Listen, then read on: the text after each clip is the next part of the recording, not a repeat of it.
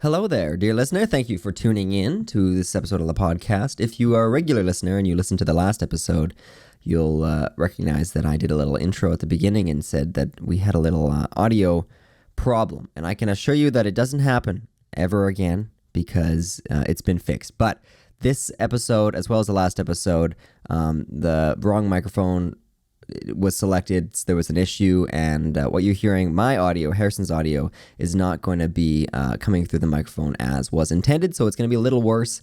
I hope that doesn't take away from the conversation and that you can still dive deep into this topic. I think it's a great topic, but I just wanted to give you a little warning, little disclaimer, and we apologize, but we hope that you can have a nice listen. So thank you for tuning in and enjoy. I'm Harrison. And I'm Ameer, and we believe that one of life's most valuable assets is the gift of conversation. In the midst of life, sometimes we forget the true power of a deep, meaningful conversation. So take a breath, come join us, and let's talk about life.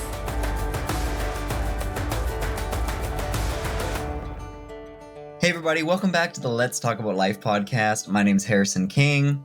And my name's Ameer Corro. And we are here today. Well, first of all, before we start off, Ameer has told me that he's got some big news he wanted to share. I have no idea what it is, and he said he wanted to tell me on the podcast. So, Ameer, what's the news? What's going on? Yes, some really big news. I'm pregnant. Just kidding. Okay. So, basically, last Thursday, I got an email. Annie and I got an email. It's Tuesday, by the way. Yes. For reference. Yeah, exactly. So last Thursday, Annie and I got an email from a producer at ABC News. Okay. And they were interested. They saw our video about meeting for the first time. Right. And they reached out because they're doing a 1-hour special on kind of like love and the pandemic and just like how our lives have changed and everything. Yeah. And they wanted to feature our story. Okay. So that's one part, right? So that's one part. Oh, that's funny. And so we hopped on a call with the producer on Saturday. We just like talked about the project, like a pre-interview kind of thing.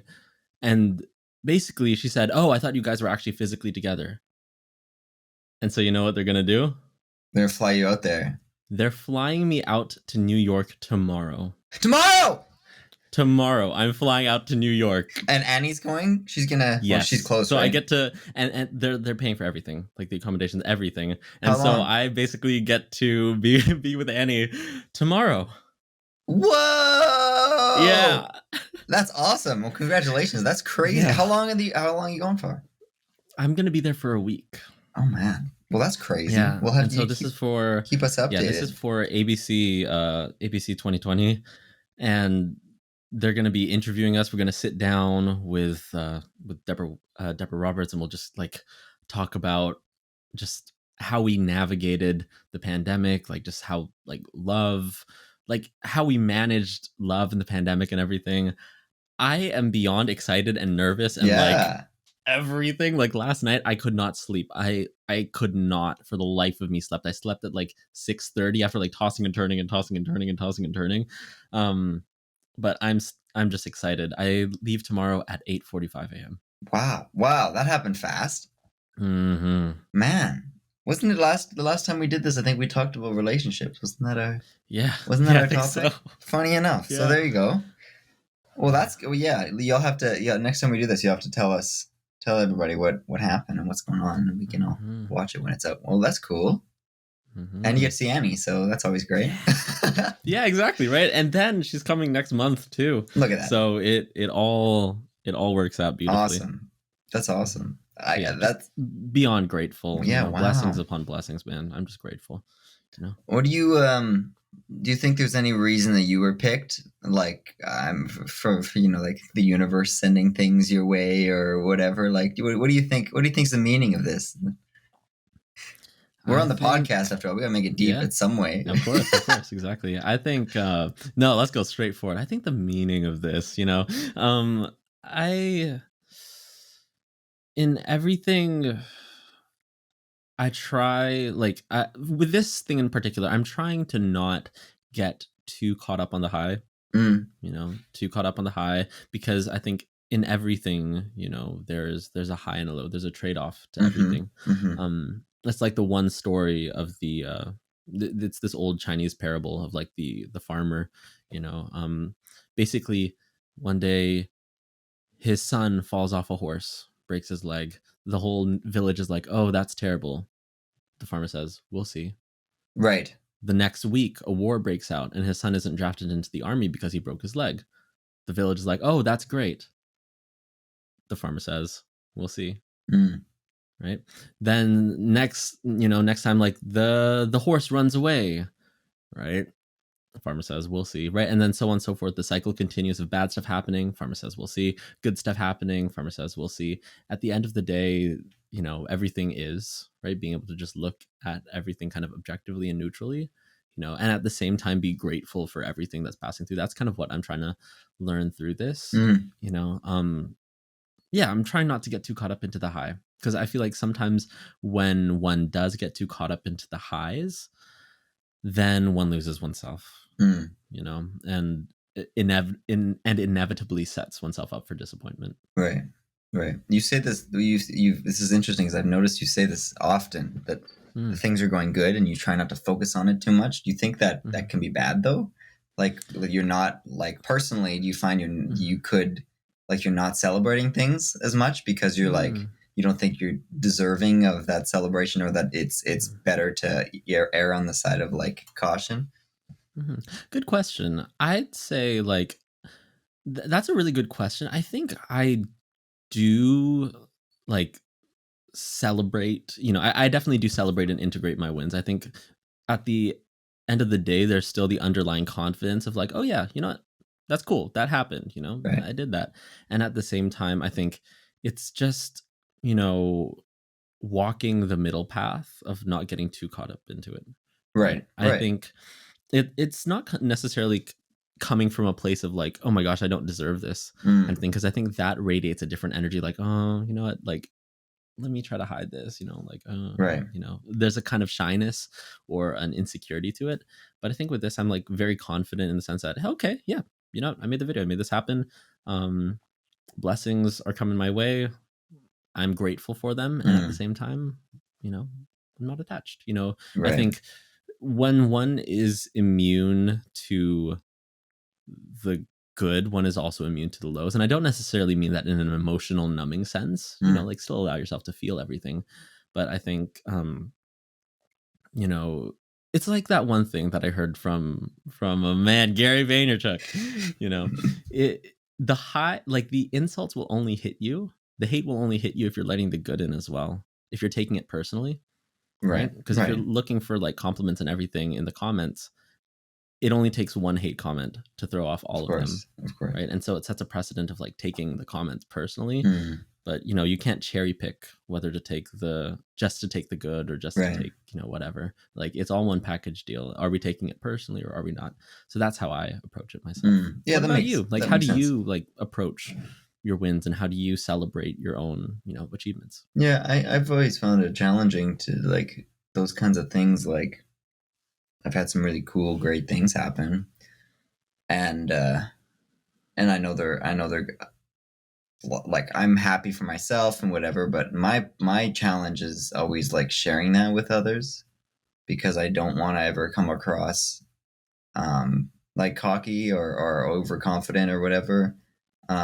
Because I was called that a lot in the past. I have been, and I'm conscious of it. I try to be, and I know that it's easy to, um, you know, when you try to do a lot of things, eventually you'll have whatever people call it luck. It's not luck, but you do a lot of things, you eventually have good stuff happening, and then if that's happening all the time, and people can just be negative about it and whatever. So I've always, that's my thing, is like, there's a lot of, I said, good things that have happened to me even recently that I don't like share with, like, really many people, like, um because of that, and because of the reaction. Like, I don't want me to come across like I want to share with you, but I don't want it to be like, wow, look at how awesome I am. Like, that's never the Mm-hmm, goal, right?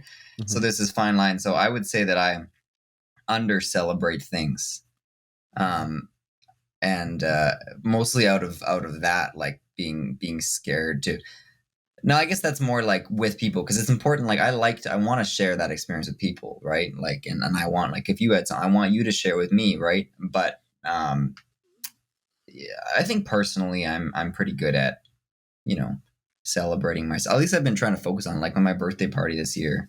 I had a whole thing, and that was like my the point of the party was like to do something fun and exciting for me that I knew I would like and just go like, wow, I had a great year. These were ups, downs, whatever, but like celebrating yourself and something that I don't do enough. I don't think anybody does enough actually.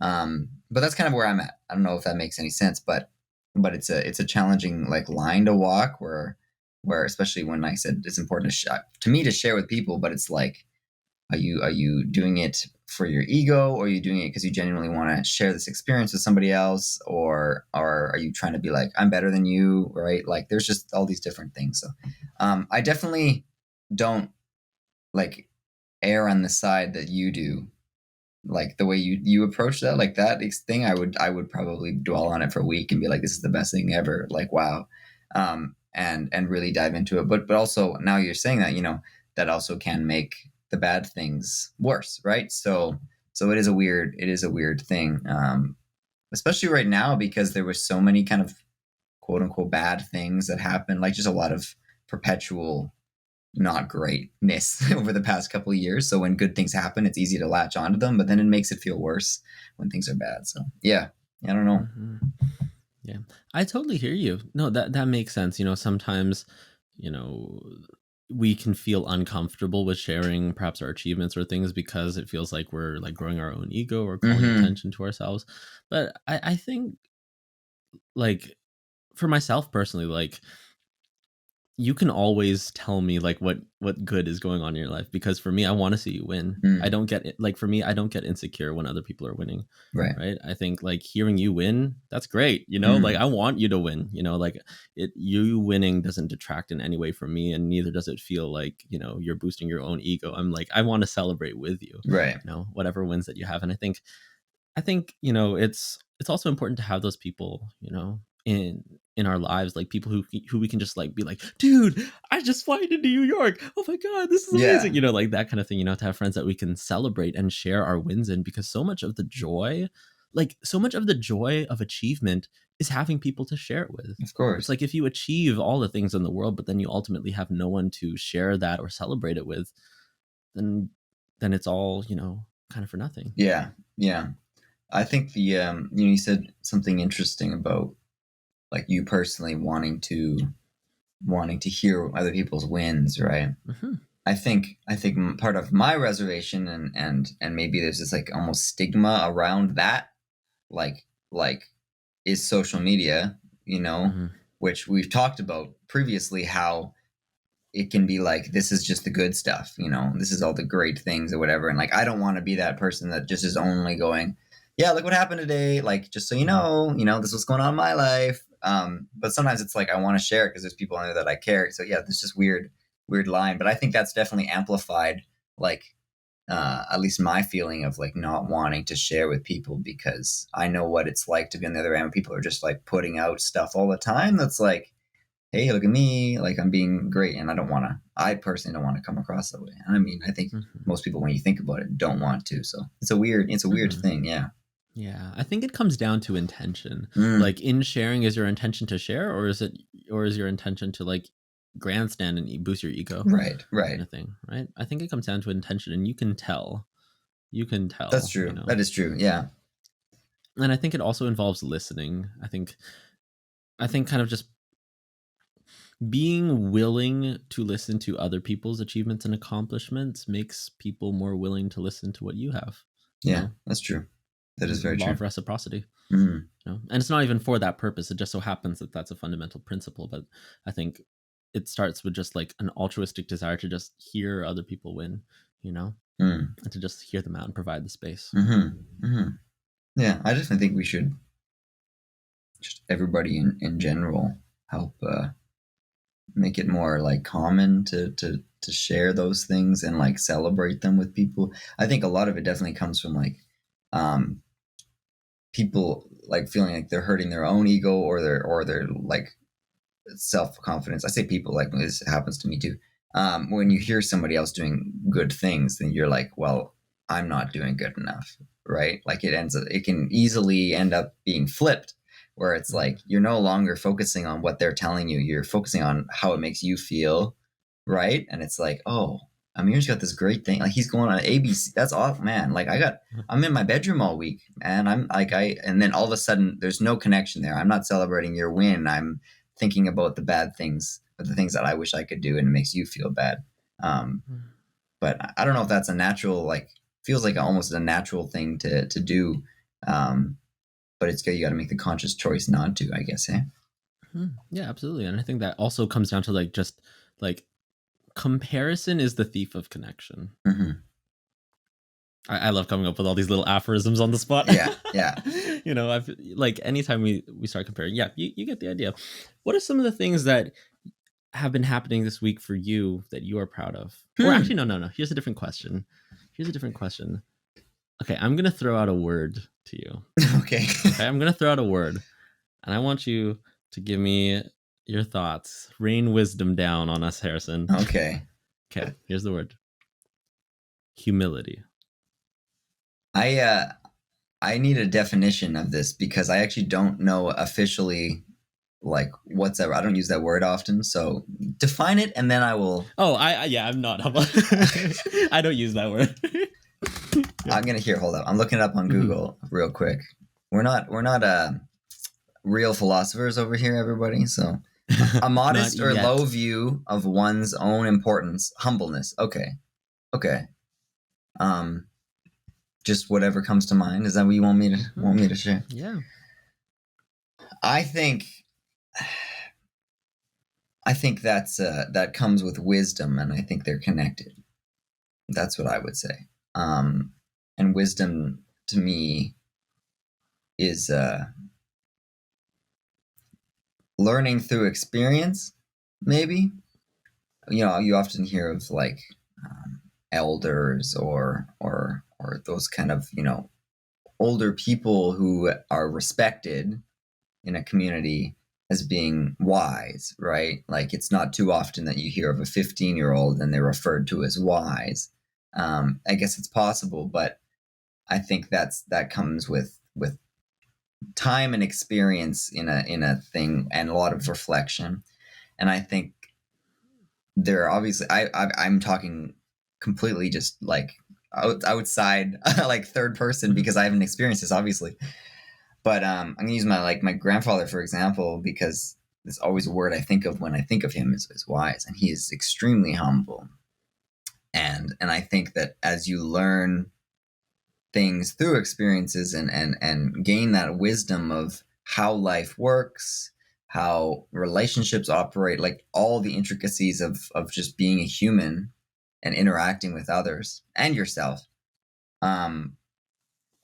you start to learn that humility, and I think that is probably a key to like peace, inner peace, and enlightenment, and those things, because they always talk about how bad, you know, the ego can be, and it's such a instinctual reaction naturally, right? Like, I don't know much about psychology, but there's the whole ego thing, right? And it's just a natural thing. So I think that the more you experience stuff, and you reflect on that, and you learn that to shift away from that ego, to make choices so it's not a reaction, and in turn brings us humility, which will bring, again, peace and all these things. So I think that's what I'm thinking of when I see that word. Like, I don't maybe in some instances I relate to that word, but like that feels like I'm not there yet. Like I can't maybe that's why I don't use it, because it's like I'm not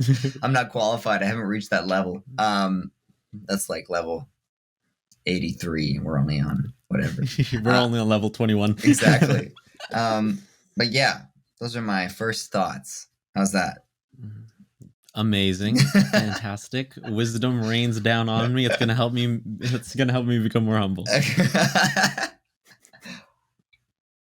Yeah. When it comes to humility, for myself, I feel like it's a word that is often usurped. It is a word that is often usurped and warped and manipulated by people who want to feel superior. People who want to feel superior to. Okay. In the sense of, bringing it back to sharing our wins and things like that. Often, I know this is going to sound reminiscent of Kanye, but hear me out first. Hear me out. I'm going to go somewhere with this, right? I think oftentimes, people who feel perhaps insecure about their own achievements, if they see you doing great things, like, you need to be more humble. You should just be humble. Right. Why, like, stop grandstanding. You should be humble. Which, hey, there's an important there's truth in that. And at the same time, I feel like oftentimes in my own personal experience, I've seen it more so used against me, in the sense of, well, I'll speak in my own personal experience within like the Filipino community.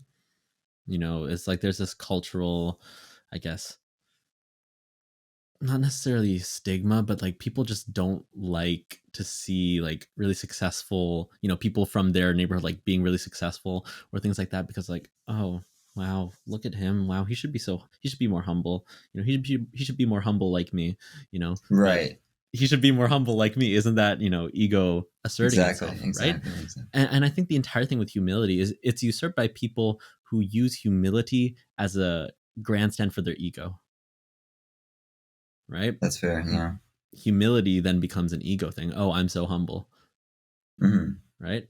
I think it also gets hijacked by insecurity as well. Yes. I think there's an important distinction there.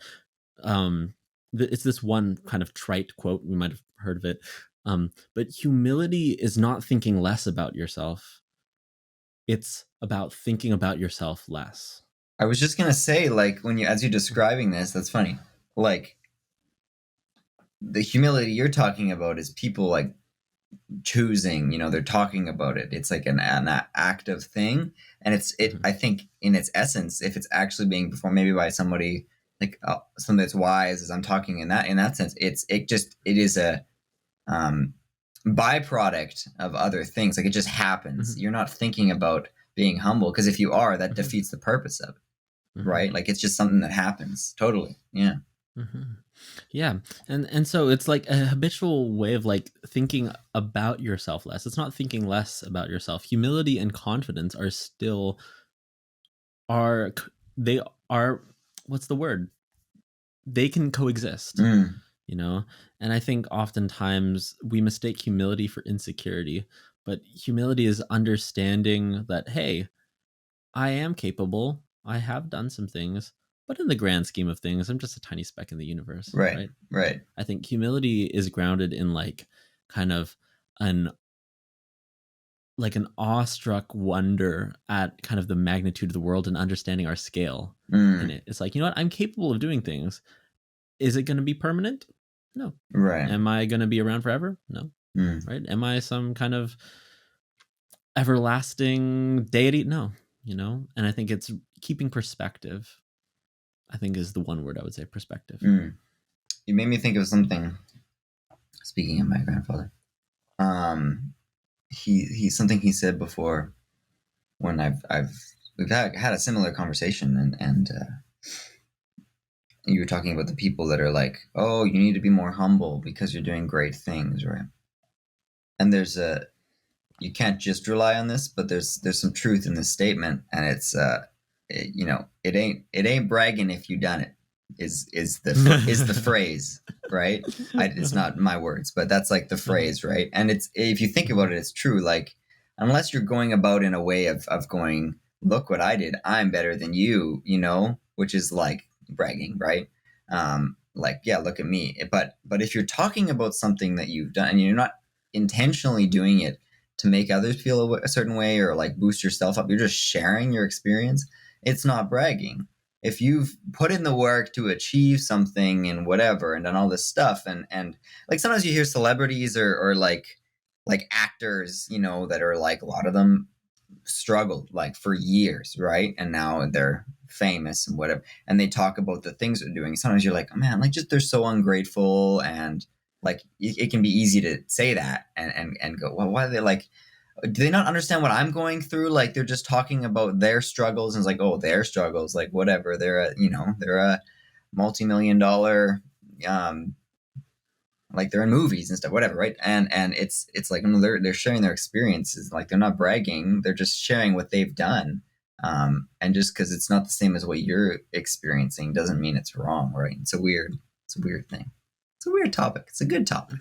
Definitely. And I feel like the through line for all of these, you know, if we're talking about achievements, if we're talking about humility, I think the through line, the thing that ruins all of this is insecurity. Mm-hmm. Right? What do you think about that word? You know, when I throw out the word insecurity. Yeah, I don't know. It's something that I've recently been just thinking about, just in general. It's I think it's really easy to see other people's insecurities. Very easy. Very easy. Much harder to find your own. And discover them. And I have things that I've like realized that I maybe an insecurity or whatever that I have that I never thought was there, you know? And they're kind of these hidden things you have to like look for. And that also requires effort. Whether it's, you know, talking to someone like a professional or a bunch of self-reflection or just having good people around that you can chat about and learn things, be open and honest. It's something that are often, like, I would think of it as a bad thing. I hear that word and I think of it as instinctually as a bad thing, right? But I think it, now that we're discussing it, like, I think it can be a good thing. Like it's a character building trait, maybe, right? Like you take that insecurity and you learn from it, you better yourself, and you wouldn't be farther along if you didn't have it in the first place. So maybe that's an interesting way to think about it. Yeah, I absolutely hear you. I think, like, when it comes to insecurity, I agree with, like, the connotation can be negative, but I think, you know, in a very much like Brene Brown-esque, you know, paradigm, I think another word for insecurity is just vulnerability, right? If something is insecure, if something is not secure, that means it is vulnerable, right? And vulnerability is the source of connection, right? Being vulnerable with one another. I think I'm just like taking a step forward to be vulnerable myself. I think when it comes to insecurities, it's a really interesting case of imposter syndrome for me, because I feel like my biggest insecurity is actually music. Yeah. My biggest insecurity is music, and in particular my voice. You know, I feel like I'm just, for context, viewers, hello, we're friends now, you know. welcome to the conversation. Welcome. You know, wherever you are, if you're driving, hope you know, like, you're not alone in whatever you're going through. But for me, my biggest insecurity is my voice. Like, I am so insecure about my singing, in the sense that, you know, I feel like there's kind of an expectation on me that because I'm Filipino, I need to be able to sing like all the other Filipinos. Right. But the thing is, I truthfully don't. And for the longest time, I've like tried to, like, oh, what if I just sang more like, you know, insert Filipino artists here, or what if I just sang Weak by SWV more times, or, you know, what if I sang like, you know, just more like a Filipino. But then, like, I never felt like that was where my voice was at. And so, kind of growing up as a kid, I always like kind of hid my voice because it wasn't like the other kids, right? In the sense that my voice was like really low, and like I like singing Frank Sinatra, and like, well, I mean, Frank Sinatra's like big in the Philippines anyways, but I did it my way. Okay, don't copyright strike me. But I think also when it comes to like being a vocal coach, sometimes I'm insecure about like my ability to teach. Like, wait, I'm not perfectly there yet. Like, what right do I have to like tell someone how to use their voice? Right. But yeah, like, I try to remind myself, right, even though those are my insecurities, I try to remind myself that I have something of value to offer, no matter how far up the ladder I am. There's always somebody that I can help. And so if I make it less about me and like trying to attach my ego to my voice, because I think insecurity is rooted in ego, as weird as it is, subconsciously, because ego is our self-image, you know, in many ways. Our ego is our kind of who we perceive ourselves to be, our external identity, at least in the paradigm that I'm talking from. And so an insecurity is kind of like a chink in the armor. Oh, I shouldn't use that word. It's kind of like a gap in the armor of like this identity of who we think we are and who we want to be. And so like we're insecure and we try to compensate as a means to fill that gap in the ego. Yeah. Right. But if we can just allow that to be, the space, the holes in the armor are what let the light in, you know? And so I think yeah, that's just a little vulnerability on my side, and like kind of how practically Yeah. I work through it. I work through it every single day. Like every single day I go into work and I teach, and then I voice crack. I'm like, Mm-hmm. you know, but Yeah, I'm working totally. on it. And I think the security and the confidence comes from the progress. Like, wow, I'm so much better than I was 3 years ago, you know, and that's Exactly. what kind of keeps me going amidst that. I think some insecurities can come from pressure, like outside pressure too, like things that aren't actually inherent problems with you or whatever. Like I have an example, um, which is music related. Like it's what you made me think about that. We've talked about like the first couple of years of this music program that I'm in, and it was just focused on jazz, and there's a lot of people that just love jazz and we're super focused, like that was it, you know. And I felt like I don't listen to, didn't know who John Coltrane was until I got here, like you know. Mm-hmm. I'm my favorite artist up to that point was like Ed Sheeran, so you know, as far away from Mm-hmm. jazz as possible. And like I felt insignificant, and I felt like I was incorrect, um because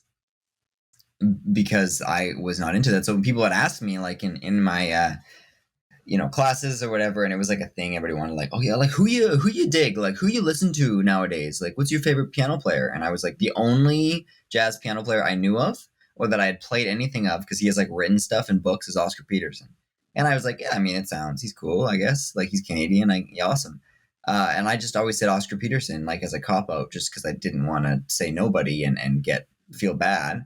And then people would be like, oh, like what's your favorite song? I'm like, and I just didn't know. I was lying because I didn't fit in if I were to tell the truth. Now part of that is like, you know, life experience. Like I've learned a lot in a couple of years, and I'm totally fine with that now. But so I think part of that was like my age. But what I'm trying to say is that um, anywhere else, I was totally fine to tell people that I like Ed Sheeran and Justin Bieber and Ariana Grande or whatever. Like, but in that context, I felt this pressure to fit in. Like I knew I would be ostracized for not liking the right stuff, or I was like, and I would have felt like I was in the wrong place, even though I felt like I knew I was in the right place. That's school. I knew it was the right place for me to be, but I felt like I wasn't doing the right things.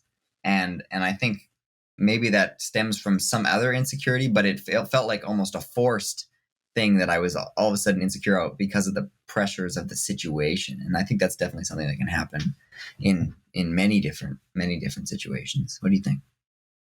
Oh, I hear you, man. I hear you. That is like I feel you. I felt the exact same way going into jazz school. Like my cop out answer to what's my favorite jazz pianist was Oscar Peterson as well. Yeah, look Because like at I played his that. piano. Like seriously, I played his like piano books and everything. Mm-hmm. Like, but then when people have asked me, "Oh, yo, which tune?" I was like, "C Jam Blues." You know, like Yeah. easy one. You know, obviously, you know that filled in with time, but I think the fitting in bit is, you know, is a big part of it. You know, when we're young, or even now in many ways, I think it's a innate human just longing, the desire to fit in, Yeah. to be accepted by the community, because it is an evolutionary need. Mm-hmm. Because if you don't fit in with a village, if you don't fit in with a tribe, you get kicked out and then you die, right? Yeah. And Yeah. so Yeah. like Yeah. naturally we like have evolved to want to fit in, because that's what, you know, the people who survived did. Mm-hmm.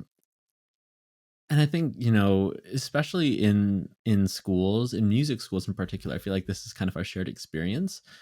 There's a kind of ivory tower myopic view of, you know, what music is, in the sense that, like as you said, like you felt wrong for liking pop music, right? You Mm. felt wrong for liking, you know, all these people that you genuinely enjoyed prior to Yeah. this, and like millions of people genuinely enjoy. And I think there's kind of like a BS supremacy thing that happens, like, because I know more triple poly chords, I am superior musician. Right. You know, in my books, it's like, it's great to know, like, of course it's fun, you know, like make things sound cool, make things sound dope, you know. But I think what matters more is like the connection and making something that's true to you. You know, if it's not, actually that reminds me of this one thing. I remember in grade 11, in grade 11 or 12, this is when I first discovered Jacob Collier. Sorry, listeners, we're on a music tangent, and you got to put up with it for a second. Yeah, exactly. Yeah, I first discovered Jacob Collier, and if you guys don't know who Jacob Collier is, he is like walking musical genius. You should look him up. Modern Jacob day Mozart, Collier.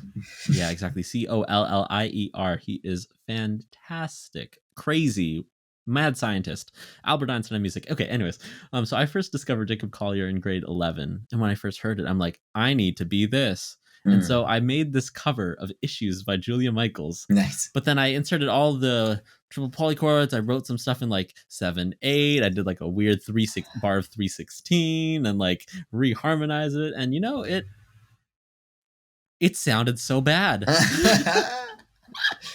Yeah. It sounded so bad. I think in trying to make something that was like, you know, I was trying to be something that I wasn't. Right. But the thing is, like, that's not what comes naturally to me. That's not what also sounds necessarily the best to me, you know? And so I think the entire fitting in thing, the entire, like, the insecurities are exacerbated by, you know, the desire to fit in, right? But I think in many ways, humility is also the antidote to that. Having the perspective to know that, okay, I don't know everything, and neither do I need to know everything, right? Yeah. I can't play like some of my colleagues who are still in jazz school. I can't play like them. I think humility is being okay with that. Not to say that I'm the most humble person on the planet. Definitely by no means I'm still working on it. Lord, please help me.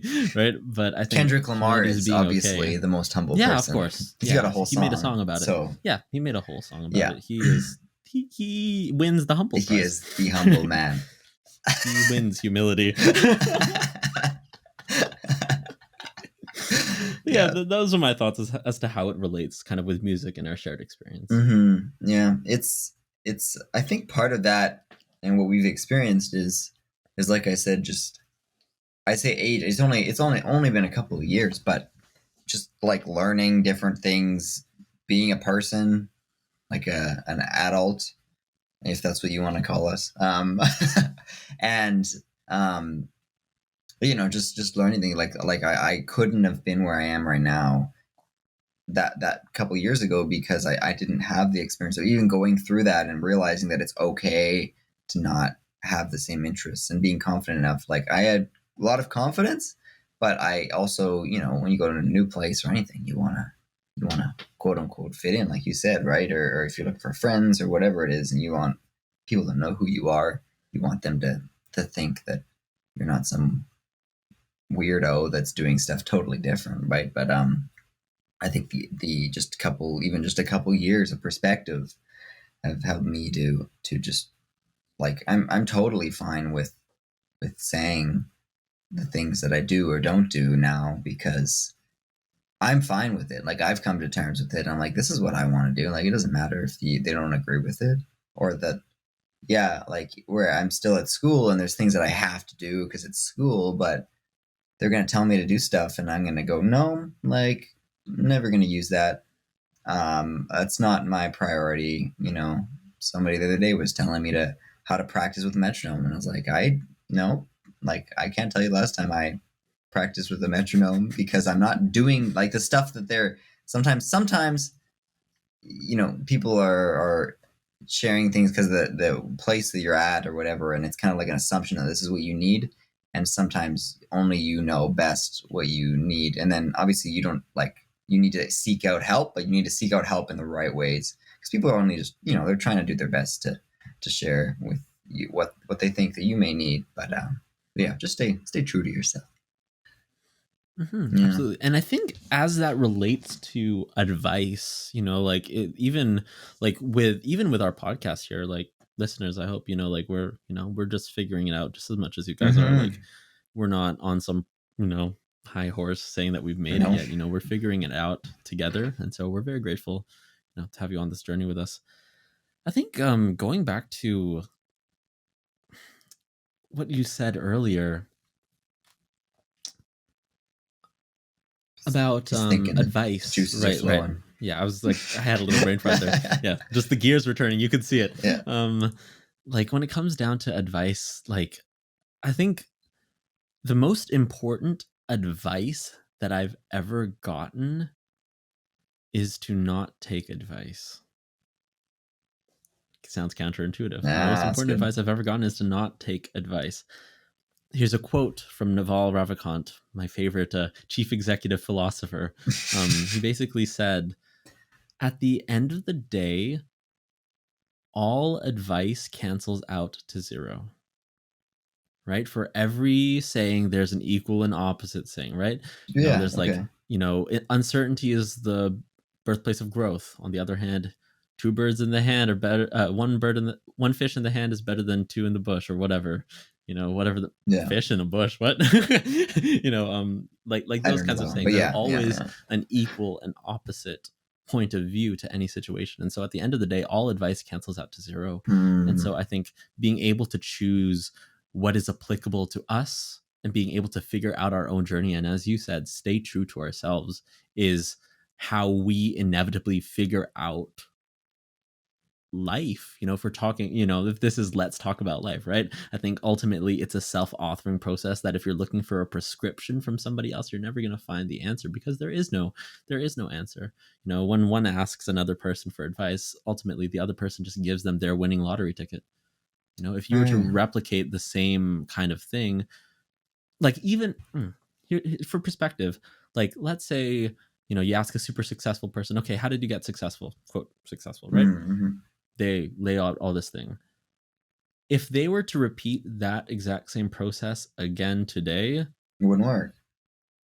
Exactly, right? Yeah. And so it's a moving target. That's the thing with advice, right? Asking for life advice, it's ultimately always going to be a moving target, because life is always in flux. Life is always changing, always moving.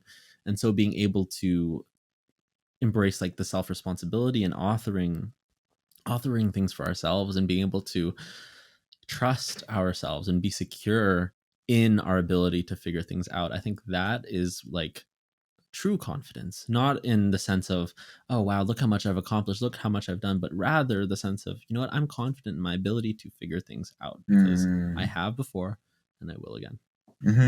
Yeah, and that's also like the scary part that I've like had. I mean, I think we talked a little bit about it. I made a whole video on it. Like, there is no book. There's books, of like people sharing how to live, but there's not like one rule book or like map. Because there can't be. There's obviously a lot of advice. It's great stuff, but you can't just follow one thing. Like I've found that with so many areas of when I'm always trying to I try overall better myself, and there's always things that contradict. And it's like, if you follow everybody, which I've tried to okay, I'm learning this. Can I grab that? Can you grab that? And I start doing it all. It's like, well, what am I going to get up at 3 a.m. every day? Oh, but you got to be in bed by this time, but you need this long of a nighttime routine. Just if you start, you can't do everything is what I'm trying to say. And this, this is much of a reminder to myself than it is to everybody else, that it's just like you're curating the advice or the things you're learning. You're trying stuff out. You figure out what doesn't work, what does work. Some people it takes longer than others because they picked the thing off the shelf. Just so happened that there was 50 to choose from, and they picked the one that was right, but everybody else got to go through all 49 other ones, right? And that's just how it is, which is like, it doesn't make me happy to say that. Like, it sucks that's how it works, but that's how it works. And I think it's a good reminder to remember that that's how it works, because like I personally find it, really easy to get into, I don't know, what should I be doing in this situation? Is this the right thing? Am I doing the right thing? Maybe this person would have done that, and I should have followed that. It's like, well, I need to, try it myself. He's laughing because our brain operates. Literally, that is exactly what my brain thinks. What is the right thing to do in this situation? What would Tony Robbins do here? Right. But what Tony Robbins would do and what you would do would probably be different to some extent, because he's had different experiences. He would see the situation differently, whatever. So I think this is, again, just a big reminder to myself that we need to not take people's advice as like, this is the only way to do it. If it worked for them, it's going to work for you. Because obviously, nobody's had a perfect life or experience or whatever. So there's not one way to do it, but also everybody is so different. Like we've all grown up as children and experienced different things. We, on a day-to-day basis, experience different things. Like people have been in car crashes before. If I get in a car crash, it's not going to be the same as the one that happened yesterday in Vancouver. You know what I mean? Like things, similar situations can happen, but you have to adapt to the situation, because nothing will be ever be exactly the same. And that's a really weird thing to think about and hard to wrap your head around and hard to like just be okay with. But definitely something I'm trying to, like, I'm starting to realize and focus on more. But it's a very good point, like you said, that there's no, like, don't take any advice, but also like take the advice, but don't just follow one piece of advice, right? Yeah, absolutely. I think it comes down to like not like understanding that there is no answer. Like there are answers, but there is no one answer, right? There are just a whole bunch of different paths, different doors that you can take. I wrote an entire like blog post about this. There is no, with nuance, of course, you know, like don't nitpick an aphorism, right? There is no right or wrong decision. There are only decisions. And so if we have faith that everything will work itself out, then that means that every decision could potentially be the right one, quote unquote, right one. You know, like we're talking about something like a very interesting point. I have a question for you. You know, how do you feel then, you know, the entire, like, if one shouldn't try to find answers or look for advice, how then do you approach that as a creator who seeks to help people and essentially, you know, either tell our story or give out advice? How do you personally see yourself approaching that with the knowledge that, okay, there is no one piece of advice? Like, what's kind of your perspective on that? I try to approach it in that way that we're talking about. Like, if you go look at my YouTube banner, it says, which is incredible. Thank you. His YouTube channel, y'all, yeah, his banner's incredible, but his channel is incredible, y'all. Subscribe to Harrison King. Please do yourself a favor. Honestly. Thank you. The text on my banner is learning to live for the first time. I heard that one day. I heard that from somebody, and it's such a simple phrase, and I love it so much, because everybody is learning to live for the first time. Nobody has experienced, you know, our parents, you know, are much older than us, but they also haven't been that age. They haven't experienced where they are in the life. They haven't, at one point they hadn't had kids. They do now, but like, we're all learning to live for the first time. And I've said it on here before. I just love it so much, because it's just such it puts everything into perspective, that even Jeff Bezos, who is the richest man in the world, that, you know, Elon is, I don't know who is, but anyway, like they're still like learning how to live, because they, like, obviously different experiences, whatever, but nobody is like not included in that statement. And I find like peace in that, because it's like, I don't know what I'm doing. And then you talk to your parents sometimes, and they're like, I don't know what I'm doing. I'm like, what do you mean? Like you've got a kid, you know, you raised me well, we've got food on the table, blah, blah, blah. And they're like, yeah, but I still don't know, like, I don't know how life works. And you just expect that at some point it's like you're on this big journey, right, in this video game, and you make it to the end, the last castle, and then it's like, here, you did it. Like, great. That never happens. That never happens. And I've heard people say that, and it's just like, I can't wrap my head around it. It's like, come on, at some point you've got to like have it figured out, but nobody does, because we're all figuring it out. So you asked a question at the beginning of this, and I want you to ask it again, because I got off topic. Well, first of all, yeah, no, I love that quote. That's my first time hearing that. Like, just hearing that, like, gave me such a sense of peace. I don't know about y'all, audience, like everyone listening, like if that gave you peace, because I'm feeling that one. Learning to live life for the first time. I think that is so liberating. And it, right? Like, we have permission to fail, to fall, to figure it all out, because ultimately this is our first try at living, our first, and, you know, based off of what we know so far, our first and only try. Now, who knows about reincarnation, all these different things, right?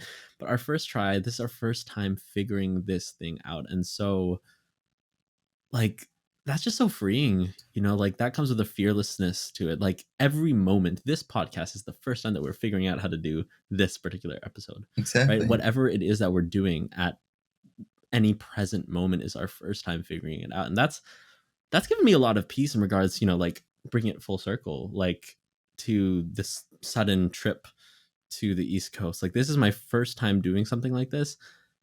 I'm not going to expect myself to have it all figured out. I'm going to figure it out as I go, and not be too hard on myself if, like, oh, I stutter on national television, or like I have a pimple or whatever, like, this is my first time doing this. This is my first time approaching every day. And so I will give myself the permission to figure it out. Mm-hmm. I love that. Yeah. I remember now what you had asked, so I got off topic, but there was a reason I said that. So you had said as a creator, sharing stuff. Mm-hmm. I have that on there because that's how I try to approach it. Like, I really like sharing. I like talking. That's why I do this. And like you said, like, everybody has something to offer. I don't think I'm better than everybody. I really don't. I think anybody in the world has something to say. Everybody should have a podcast because I want to hear your perspective. I want to hear your perspective. Like, everybody has something to say. So at least I try to, maybe it doesn't come across that way, but I try to approach it like, this is my life. I'm kind of putting it on display a little bit. Because we're all learning to live, and a large portion of the people that I'm making stuff for are the people my age, our age. It can be like weird where we're all learning to live for the first time, so then you only have your experience. But it's like, let me let you into my experience, so then you're kind of getting like, you're moving further a little faster. Like, it's not that what I am experiencing is better.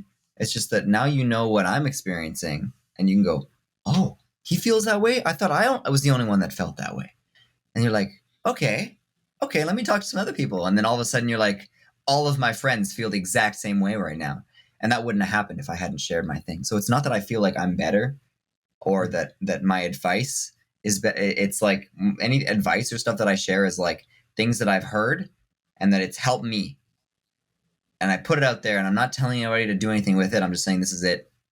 You choose what you want to do with it. If this helps you, great. If this doesn't help you, great. Like, and that's how I try to do it.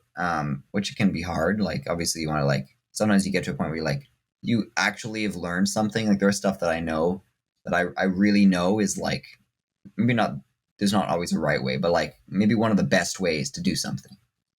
But that still doesn't mean I have to say, this is what you need to do, because I don't know if that's what you need to do. But I'm going to share it and say, here's something to think about. Check it out for yourself so you can get to this, maybe where I am. Like, I had this realization because other people shared it with me. So I'm going to share it with you so you can have the same thing. So that's how I try to approach it. And at least, and just in life too, like, I think that's always in my mind. Now, whether I actually execute that in the way that I want to, I'm not 100% sure, but that's my intention. Yeah.